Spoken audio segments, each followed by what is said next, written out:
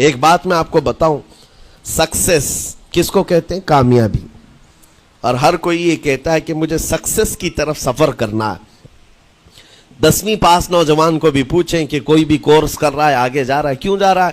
کچھ successful life گزارنا ہے، کامیاب زندگی گزارنا ہے، اس کے لیے دروازے کھٹکھٹا رہا ہے. تمہیں پتہ ہے ان مسجدوں کے میناروں سے جو آواز گونجتی ہے اذان کی، اس میں ایک لفظ آتا ہے، سارے لفظ تو آپ کو یاد ہوں گے.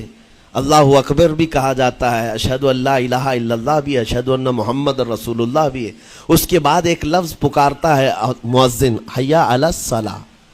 حی علی الصلاۃ کا مطلب ہوتا ہے آؤ نماز کی طرف، آؤ نماز کی طرف. اس کے بعد ایک اور لفظ پکارتا ہے حی علی الفلاح، جس کا معنی معلوم ہے آپ کو؟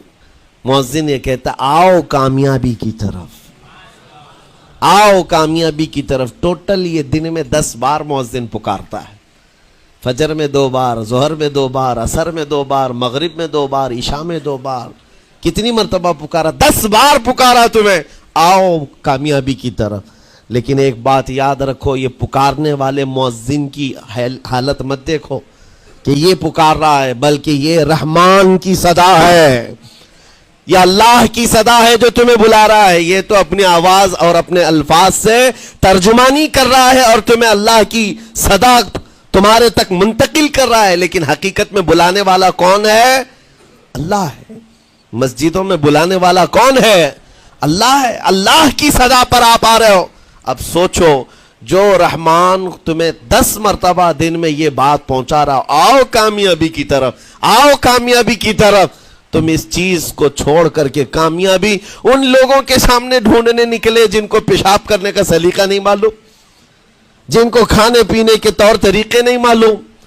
ان لوگوں کے پاس ہمارے بچے اگر کامیابی ڈھونڈیں گے تو بات یہی ہے، ٹوپی کو سر پر پہنو تو اچھا لگے گا، لیکن دوسری جگہ پہننے لگو تو بیوقوف کہیں گے، ظلم کر رہے ہو ٹوپی کے ساتھ. اسی طرح میں کہتا ہوں مسلمان کو اللہ کی بارگاہ میں آ جانا سب سے بڑی کامیابی ہے. اور اگر دوسروں کے ہاں در در بھٹکتا ہے تو گویا کہ اس نے اپنی حیثیت کو ہی گرا دیا ہے.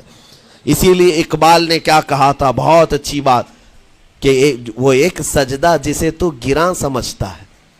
گراں کا مطلب کیا؟ بھاری. ایک سجدہ کرنے میں تو بھاری پن محسوس کرتا ہے. وہ ایک سجدہ جسے تو گراں سمجھتا ہے، ارے 1000 سجدوں سے دیتا ہے آدمی کو نجات. در در جھکنے سے تو تمہیں بچا لیتا ہے. اس کے سامنے بھی جھکا، نیتا کے سامنے بھی جھکا، سیٹھ کے سامنے بھی جھکا، پولیس کے سامنے بھی جھکا، جج کے سامنے بھی جھکا، سب کے سامنے جھک رہا ہے. ایک سجدہ یہاں کر لے، مولا ہر سجدے سے تجھے آزاد کرتے. یہاں جھکنے والا پھر کہیں اور نہیں جھکتا. ہاں اسی لیے شاعر نے کہا ہے، مرد حق باطل کے آگے مات کھا سکتا نہیں، سر کٹا سکتا ہے لیکن سر جھکا سکتا نہیں.